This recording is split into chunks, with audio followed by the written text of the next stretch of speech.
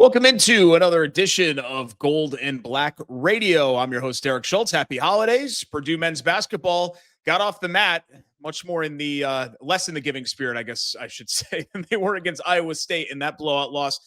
They respond with two resounding home wins over overmatched Minnesota and Marquette teams. Purdue 2-0 now in Big Ten play, which doesn't sound like much, but it's better than they've started the past couple of years. We'll talk about those results and the last big non-conference tilt of the season as Auburn comes calling to Indianapolis this Saturday at Gainbridge Fieldhouse. We'll do so in just a few minutes with Brian Newbert, goldenblack.com columnist and hoop scribe, who will lend his expertise to the show as he always does. But first, before we get started, a hearty thank you to our tremendous Gold and Black sponsors that make this show possible, including Purdue Federal Credit Union, a proud partner of Purdue Athletics and the official credit card for Purdue fans. Boiler Up, East End Grill and Ripple and Company, two distinctive bistros across the street from one another on the far end of Main Street, the perfect place for your next event. The Whitaker Inn, this Midwestern oasis, is perfect for a relaxing staycation or a weekend getaway. Escape from the ordinary at the Whitaker Inn. Sand Valley Resort, ready for a winter getaway? Discover the stillness and beauty of Sand Valley. Our stunning 12,000-acre landscape is the perfect place to explore, whether you're cross-country skiing, enjoying a quiet walk, or just relaxing by the fire. With thoughtfully designed accommodations and nourishing dining, Sand Valley is a place to reconnect with yourself and those you love. Find your winter retreat at sandvalley.com. And finally, the Purdue Institute for Cancer Research. The Purdue Institute for Cancer Research has a history of innovation and one goal for the future: defeat cancer. Purdue brings together world-class Boilermaker scientists from all across the university, conducting cutting-edge research that uncovers new ways to prevent, diagnose, and treat cancer. With your support, cancer research saves lives. Join the fight and donate to the Purdue Institute for Cancer Research today. And we're joined by goldenblack.com columnist and basketball scribe and knower Brian Newbert. He joins us as he does each and every show, a Gold and Black Radio Tuesday edition. Brian, the theme of this week, besides Braden Smith being angry, seemed to be, Braden Smith and Trey Kaufman both impacting the game without scoring. And I don't mean that they didn't score at all. I mean, they scored a little bit, but the box score watchers, I know you hate those guys, right? They just go back and they look at these games. They say, well, 11-ish points, 12-ish points. What did they really do? I mean, when people are picking out awards, I'm sure they'll go through and with a fine-tooth comb these games. And if they look just at the scoring impact, they're not really looking at the whole story, because I know you'd agree what those two did to impact winning, specifically Braden Smith on the defensive end especially, and TKR on the boards, maybe didn't show up on just a sheet of paper. You really had to watch to see how much that really kind of changed things. Yeah, I think obviously Minnesota and Marquette aren't, going to be Final Four teams this year, to say the least. But there are some elements of the game where it's not always about the matchup. It's about the indication that a team is taking something really seriously. And I think Purdue has been really good defensively. They've been really good as a team the past two games since that debacle of a second half against Iowa State. And I think it's really started with Braden Smith and his tenacity, his attention to detail, his competitiveness. It's kind of the definition of, the cliche that is a team is locked in or dialed in or phoned in, whatever. That's probably a bad example, but something in, locked in, dialed in, tuned in. And when your best players are defending that way and paying that close attention to little things, that's a really, really positive situation for any team.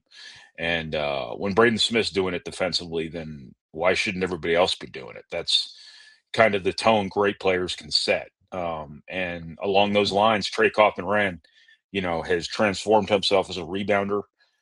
I think Purdue is really good as a rebounding team in large part because Oscar Cluff turned a weakness into a strength. But I think it's Trey Kaufman that has really taken it to a whole other level because he is playing so hard, he is playing so physical, and he is not letting overmatched players off the hook. He is torturing those players that he's matched up against, whether it's at the four, whether it's in switches, whether it's matching up in transition, whatever it might be. When he gets a smaller guy on him, he is punishing that dude. And that's another important tone set for a team that really has the complexion of a team that can out physical people. And when it's your two best players who are leading those charges, that's a really positive situation for Purdue. Yeah, you mentioned Oscar Cluff. There's a guy that did score a lot this past week. He had a damn near perfect game against Marquette. Certainly perfect when it came from the shooting mark on the floor, but 15 for 17 overall, 36 total points, 22 total rebounds in the 2 wins.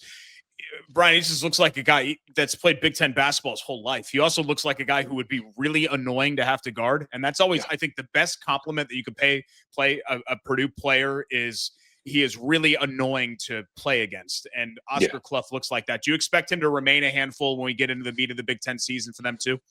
Yeah, I think he's built for the Big Ten, actually. I think that he looks like a Big Ten player because he is a Big Ten player. He was a Big Ten player when he was in the Pac-12, and he was a Big Ten player when he was at South Dakota State, because when you think of what a Big Ten player is, that's it. It's big, it's physical, it's tenacious, it's wide. And he's doing everything that he's physically tailored to do.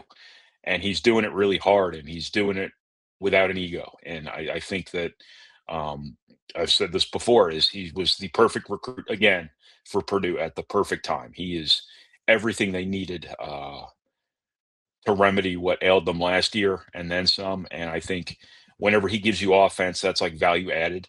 But I think what he gets you on the offensive glass, what he gets you playing off Trey Kaufman, what he gets you in pick and roll,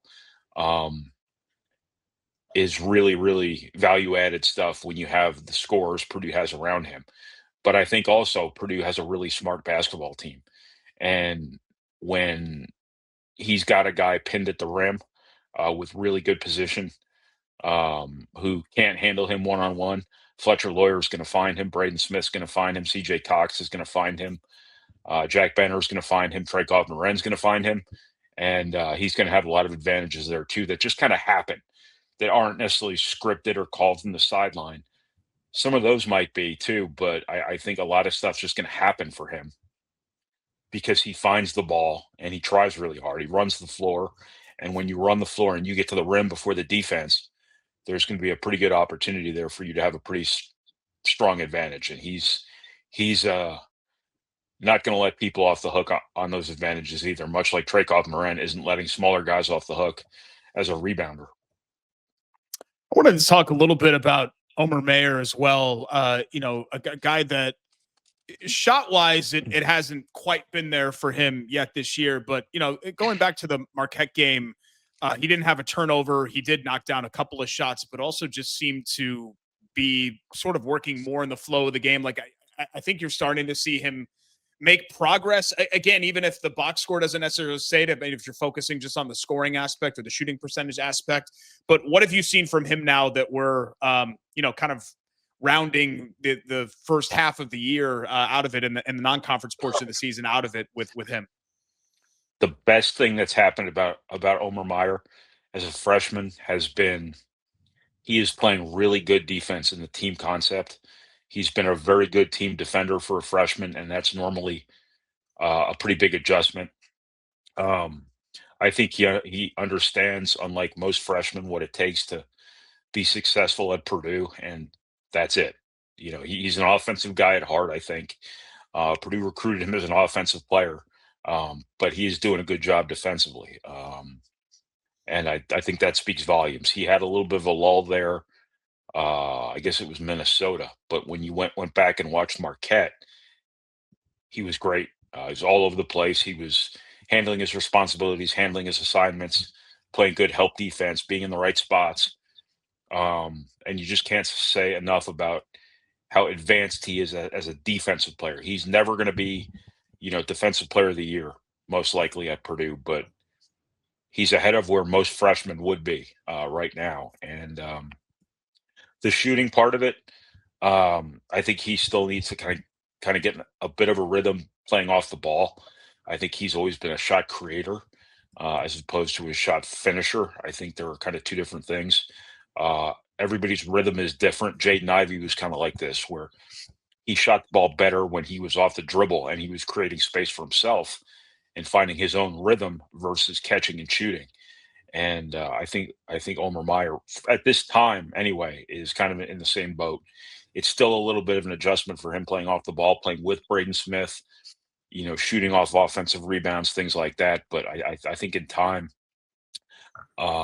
he will get a little bit more comfortable with that. And I think next year when he kind of has free reign to score, I think you're going to see him creating a lot more shots and making a lot more jumpers and just scoring a lot more. And his scoring opening up his true point guard abilities, kind of the way they have for Braden Smith since his sophomore year. Cluff is new, Myers new, but the rest of this Purdue roster, for the most part, at least the meat of it, is the same. That's not true for their next opponent in Auburn. That Tigers team that boat raced Purdue last year, really outside of Pettiford, is almost a completely different roster. Heavy transfer contingency, a few freshmen mixed in. I know athletically, teams like this have been a challenge for Purdue, essentially a much better version of Memphis. But unlike Memphis, a team that, Auburn historically has been able to really weaponize their talent. Whereas, Memphis usually falls short in that category. Does that give you some pause about this matchup overall? Just the idea of playing a team like, I'm not going to sit here and pretend like I'm an expert on Auburn, but from what I've known about Auburn teams of the past, that's the kind of challenge that they seem to present for a team like Purdue. Yeah, last year Auburn was more athletic than Purdue. That's no secret, but Purdue was prohibitively small last year. Yeah. And that was the biggest issue in that game. Auburn had Janai Broom, who was allegedly hurt before that game, didn't look like it. But they just had so much height and length and everything Auburn always has. It was just too much for Purdue last year. Now that Purdue has Oscar Cluff, Trey Kaufman kicked out to the 4, Daniel Jacobson coming in off the bench. The dynamics that I think overwhelmed Purdue last year are off the table. In addition to Auburn not having Janai Broom anymore and not having the same personnel, Keyshawn Hall is a really good player for Auburn. Tahad Pettiford is going to be a great challenge for Purdue, much the way Alabama's guards were. But I don't think Auburn is going to overwhelm Purdue on the interior like they did last year. I don't think anybody's going to overwhelm Purdue on the interior the way Purdue was overwhelmed at times last year. So I think Purdue stacks up a lot better with Auburn this year. I think they owe Auburn one, and I think they're going to be up to it. I think, the Indy Classic de facto home court advantage, isn't worth all that much as Texas A&M showed last year, but Texas A&M was the same deal. They were so big and so physical that, Purdue last year, the way Purdue was last year, it just wasn't up to it. And I think now Purdue is much more much better for games like this, and I think Purdue, should be okay there. I want to say this is like year 4 of this, maybe, where they've had, I think they started with Davidson, but the last couple of years they've had a prominent opponent. Texas A&M, they had Arizona, who I think was number 1 when they played them a couple of years ago in a game that they won.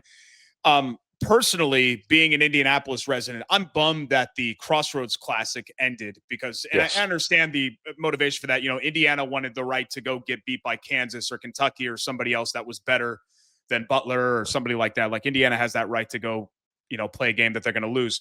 But have you liked what this event has turned itself sort of into, where at least there is a standalone Purdue prominent game at Gainbridge Fieldhouse, which in my opinion, and I'm biased, is probably the best basketball, certainly the best pro basketball venue that I've ever been in. But I like that it has still a collegiate feel. It's not just some cavernous NBA arena. Yeah, it is a doubleheader, so there is a second game with the Indy Classic to it. It's not just Purdue. I do think Notre Dame too had a hand in deep sixing the Crossroads Classic because I just don't think it did them any good. They're not really an in-state program. Yeah. They might be located in Indiana, but they don't operate like an in-state program. That being said, it would be cool for Purdue to play Notre Dame or Butler every year. The scheduling difficulties of all that stuff nowadays, really are a challenge. That locked Purdue into at least one solid game a year. But they have been able to go out and get better games as it has turned out. All of which, except for Texas A&M and Davidson, have been one-offs or have been trade-offs. The Arizona game was part of a 2-game deal. Arizona was supposed to host them in Vegas the following year, but they had financial trouble in their athletic department. We're switching conferences. They had to back out of that game. And then the Auburn thing, obviously, this year is a return for the Birmingham, Auburn right? game on a neutral site last year in Birmingham. So Yeah. this is this has been um, a good way for Purdue, in conjunction with the Indy Sports Corporation, to get good games via home and home. They're not home games per se, but they're close enough. So it's been a pretty good deal for Purdue's ability to schedule really high end opponents. And I do think Purdue wants to have a presence in Indianapolis, um, especially this time of year for the Purdue fans who will come. Purdue, doesn't turn out as well as like IU would, probably this time of year in Indy. But I also think that they want some experience playing in pro arenas too, because it's this type of place where you play the Big Ten tournament. It's these type of places where you play the NCAA tournament too. So I think that's part of it as well. But no, it absolutely has been a good event, and it's I'd still like to see Purdue play Butler every now and then, play Notre Dame every now and then. But it's I don't know if Purdue's even needs that anymore. I think they've kind of graduated past that themselves, the way Indiana sort of viewed themselves as being too good for the Crossroads Classic too. I think Purdue, Yeah. would take a game against Arizona any day of the week over a game against Butler. So um, it's a net positive, though. You can follow Brian at Brian Newbert on X, get his thoughts, writings, and analysis by becoming a goldenblack.com subscriber as well. And the post-game drive home and everything else that Brian does all basketball season long. Appreciate the insights, my man, and we will talk to you again next week. Yes, sir. Thanks, Derek. That's our friend Brian Newbert, and that is our show. Golden Black Radio has been brought to you by our friends at Purdue Federal Credit Union, the official credit card for Purdue fans. East End Grill and Ripple and Company, two distinctive bistros across the street from one another on the far end of Main Street in Lafayette. The Whitaker Inn for unparalleled comfort and cuisine. Visit the Whitaker Inn. Sand Valley Resort with thoughtfully designed accommodations and nourishing dining. Sand Valley is the place to reconnect with yourself and those you love. Find your winter retreat at sandvalley.com. And the Purdue Institute for Cancer Research, which has a history of innovation and one goal for the future: defeat cancer. Join the fight and donate to the Purdue Institute for Cancer Research today. Don't forget to hit the like and subscribe button. And of course, you can leave a 5-star review. We'd really appreciate it. And comment on your favorite podcast platform. That would be totally awesome if you have not already done that. Be sure to enable alerts as we upload new content just about every day as well. Tom and Dub even busy on the football end of things with the portal in January and some declarations for the portal and such. So there'll be some football news that'll be trickling into, besides men's basketball season, obviously burning hot right now. And again, we keep beating this drum. Subscribe to goldenblack.com. What are you doing?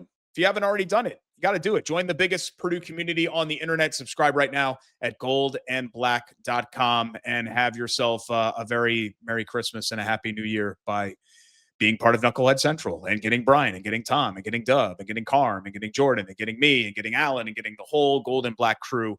We'd really appreciate goldandblack.com for the absolute best Purdue coverage. Another pre-Christmas show. We'll be back next week. So we'll still be here. We'll recap Auburn and get you into kind of the last dead week of the season before we start to kind of hit the ground running with, Kent State on a Monday night game, and then the end of the non-conference season and back into Big Ten play for the Boilers. So rocking and rolling right here on Gold and Black Radio. But until next time, I'm Derek Schultz. I hope you enjoyed it. This has been Gold and Black Radio at goldandblack.com. Have a tremendous week, guys. As you all know by now, Gold and Black Radio has also teamed up with BetMGM this season. We'll be using BetMGM lines to make all our picks, and we'll have special offers for our listeners each week. When you join BetMGM, you get access to a variety of parlay selection features like same-game parlays, live betting options, and more. If you haven't signed up for BetMGM yet, use bonus code ON3, and you'll get up to a $1,500 first bet.